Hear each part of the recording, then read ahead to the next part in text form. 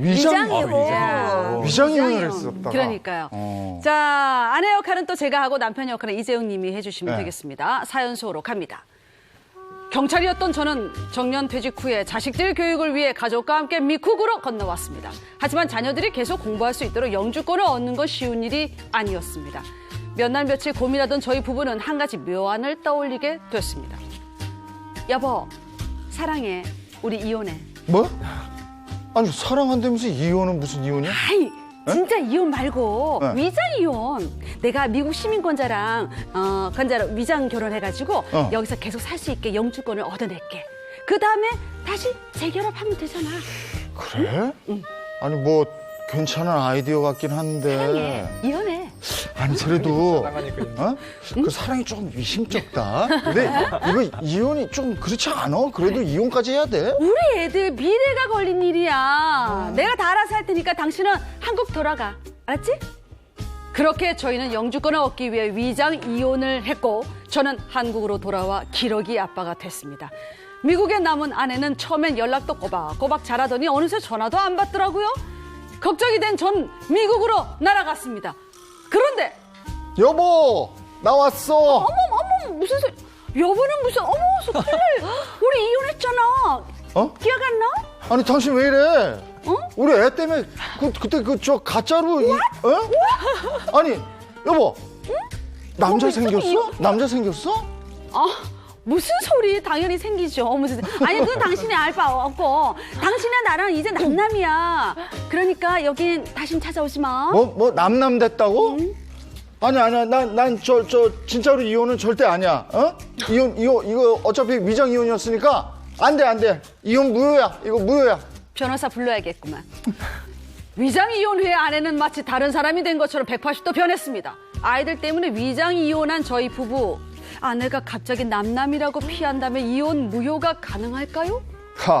진짜 황당하네요. 황당하죠. 글쎄, 근데 위장 이혼이 된 상태인데 진짜 이혼이 되는 거예요. 네. 그러니까. 이제 완전히 멀어진 건데 이거 어떻게 됐습니까? 어떻게 된 사연입니까? 네, 지난 2004년에 있었던 판결 내용인데요. 이제 경찰로 일하던 남편과 중학교 교사였던 아내가요. 두 자녀의 교육을 위해서 미국으로 떠나게 됩니다. 네. 남편은 1년 뒤에 귀국한 자녀들이 국내 학교에 다니기 어렵게 되자 다시 미국으로 보냈고요. 2000년 정년퇴직한 뒤에 미국으로 아예 건너가서 아이들 뒷바라지를 시작하게 됩니다. 근데 하지만 고령의 무직자가 된 남편이 미국 취업 이민이 좀 곤란했고 이 때문에 이 아이들도 미국에서 공부하기 위한 영주권을 따기가 어렵게 된 겁니다. 네. 그래서 이 아내와 위장 이혼을 결심을 하게 되는데요.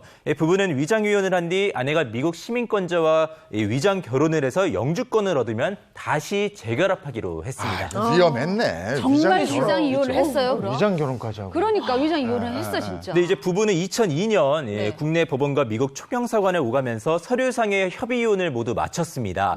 그리고 협의 이혼 뒤에 아내는 남편에게 내가 학교를 그만두고 미국에서 애들을 돌보면서 미국 시민권자 결혼을 해볼 테니까 당신은 한국에 들어가 있으라라면서 남편을 한국에 보내게 되는 겁니다. 남편은 한국에 귀국해서 기러기 아빠가 됐고요.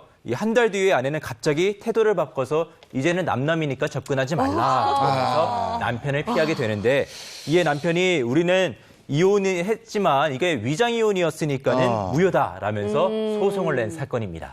결혼할 때도 원래 이제 혼인을 한다고 하면 일반적으로는 제일 중요한 게 뭘까 생각해 보면은 네. 부모님께 허락받기, 그렇죠. 뭐 예식장을 알아본다 이런 것 같지만 법적으로 혼인 시에 가장 중요한 것은 혼인 의사의 합치예요. 그리고 마찬가지로 협의 이혼에서도 제일 중요한 것은 이혼 의사의 합치입니다.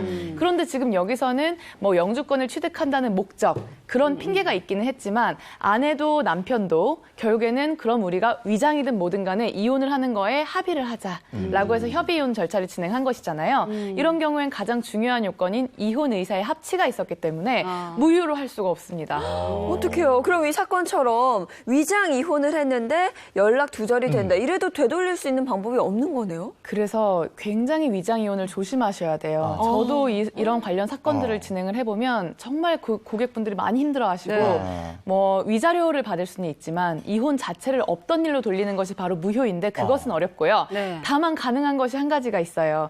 그 이혼을 취소할 수는 있습니다. 근데 그 취소도 요건이 아주 까다로운 게요. 사기나 강박으로 인해서 내가 이혼 의사를 이제 내가 속아서 했다. 이런 경우에는 그 사실을 안 날로부터 내가 속았다. 이걸 안 날로부터 3개월 이내에 취소 청구를 제기해야 됩니다. 그러니까 지금 보통은 막 굉장히 충격을 받게 되고 그런 사이에 3개월은 훌딱 지나가 버리거든요. 네. 변호사를 만나서 막 그간의 일들을 얘기하기도 어렵고 그러니까 이혼을 한 경우에는 취소가 굉장히 어렵고 무효는 더 특정한 요건이 있어야 됩니다. 그럼 이미 이혼한 것을 무효나 취소로 할 수가 있다는 거예요? 이런 사건이 있었어요. 네. 이 사업을 하는 남편이 있는데 이제 사업이 어려워지다 보니까 이제 재산을 지키기 위해서 아내한테 이제 서류상 이혼을 하자 이제 권유한 거예요. 네. 그러니까 아내가 처음에는 거부하다가 나중에는 하도 남편이 부탁하고 또 네. 재산을 지키기 위해서 어쩔 수 없이 서류상 이혼을 했거든요. 네. 그래도 우리 사랑 변하지 말자. 그래서 의심을 이제 피하기 위해서 따로 이제 살기로 했어요. 근데 이제 남편이 처음에는 잘 이제 왕래하다가 나중에는 뜸해지다가 왕래를 안 한 경우예요. 네. 그래서 아내가 이상해서 남편을 찾아가 보니까 남편이 다른 여자랑 다른 동거를 하고 여자. 있다. 아유. 다른 여자랑 살기 위해서 이제 거짓으로 이혼을 한 거죠. 거짓말했구나. 그러니까 이제 아내가 속았다고 하면서 남편과 그 여자 상대로 이제 막 위자료 청구를 하려고 하니까 남편이 뭐라고 하느냐. 무슨 소리냐. 우리는 법적으로 남남인데 무슨 문제가 있냐. 이렇게 이제 하는 거예요. 자, 이럴 경우에 이 아내가 뭐라고 할 수가 없습니다. 왜냐하면 법적으로 이미 서류상 이혼이 되면 법적으로 유효한 거예요. 이게 혼인 또 무효랑 다르거든요. 그렇기 때문에 아무리 억울해도 그거를 나중에 문제 삼기 어렵거든요. 그러므로 정말로 서류상 이혼, 위장이혼은 신중하게 결정하셔야 됩니다. 네. 지금 이인철 변호사가 얘기한 이 사례는 사기죄로 걸어야 되겠다. 그럴 수도 있겠네요. 사기죄도 어렵습니다. 근데. 사기죄도 네, 어려워요. 네. 아, 예. 근데 우리가 얘기한 그 사례, 실제 이 판결은 어떻게 된 거예요? 뭐 이혼 신고는 무효로 할 수 없다는 판결이 나오면서요. 남편은 결국 둥지 잃은 기러기 신세가 됐습니다. 또 아내가 자녀의 양육권을 갖되 이 재산 분할로 남편에게 4억 4천만 원을 주라 이렇게 판결이 됐는데요. 이에 아내는 위장 이혼은 전혀 사실 무근이고 가정 불화로 협의 이혼한 남편이 이혼 전에 증여한 부동산의 가치가 오르자 이걸 노리고 소송을 냈다면서 위장 이혼에 대한 증거도 없다라고 주장을 했지만 재판부는 결국 받아들이지는 않았습니다. 근데 만약 위장 이혼한 부부가 같이 사는 게 밝혀졌어요. 그럼 처벌 받는 거 아닌가요? 그러니까 뭐 위장 이혼을 처벌하는 법규는 없어요. 그게 이제 어쨌든 법적으로 유효하기 때문에. 근데 네. 이제 불법적인 목적으로 위장 이혼하는 경우 있잖아요. 뭐 세금을 회피하기 위한다든지. 예. 또 이런 경우가 있습니다. 그 예전에는 이런 게 있었어요. 이제 한부모 가정 같은 경우에는 특목고라든지 대학에서 좀 우대하는 제도가 있었거든요. 그 자녀 입시를 위해서 자녀를 위해서 부부가 위장 이혼하는 경우가 있었어요. 그 경우에는 또 이제 업무방해죄로 처벌될 수도 있습니다. 이제 세금 때문에 이러는 것도 있고 재산을 뭐 이제 사업하다가 그 재산 빚 뭐 이런 것 때문에 맞아요. 그래서 위장 이혼하고 맞아요. 이러는 경우도 있고. 맞습니다. 이렇게 남편이 사업을 하다가 실패를 해가지고 굉장히 빚이 많아졌어요. 네. 그래서 이런 경우에 개인회생을 하려고 하는데 개인회생을 하자니 사실 지금까지 그래도 조금은 모아둔 돈이 아까운 거예요. 그래서 이럴 때 이제 이혼을 하면서 아내에게 재산 분할로 지급을 하고 또 위자료로 지급을 하면서 일부 돈을 빼돌리는 그런 행태가 있고 또는 이제 굉장히 빚이 많아지면은 집에 차압이 들어오잖아요. 그럴 경우에 만약에 아내랑 같이 살고 있고 아내 명의로 된 집이라도 남편이 거주하고 있으면 유치동산 압류가 들어올 수 있는데 그렇다 보니까 이혼을 해놓고 우리는 같이 안 삽니다. 이렇게 해서 집안에 있는 그런 가정, 가구, 유치동산들을 지키려는 경우도 있어요. 근데 제가 말씀드린 이런 행동을 하시면은 강제집행 면탈죄로 처벌될 수 있어요. 그렇겠네. 요즘은 청약 당첨 노리고 위장 이혼하는 그런 예. 부부들도 종종 있더라고요. 로또 청약이라고 하잖아요. 어떤 부부가 이제 1988년에 결혼해서 아무 문제 없이 살았어요. 근데 이제 2013년에 이혼을 하게 됩니다. 이혼을 했는데 2014년에 1년도 안 돼서 다시 재혼을 했어요. 예. 자, 그러다가 다시 2017년에 이혼을 한 다음에 아파트 청약을 이제 들어갔는데 당첨이 됐어요. 네. 자, 이런 경우에는 결혼과 이혼을 계속해서 반복을 했지 않습니까? 한부부가. 이런 경우에 이제 위장 이혼이 의심될 수밖에 없는 상황인 거죠.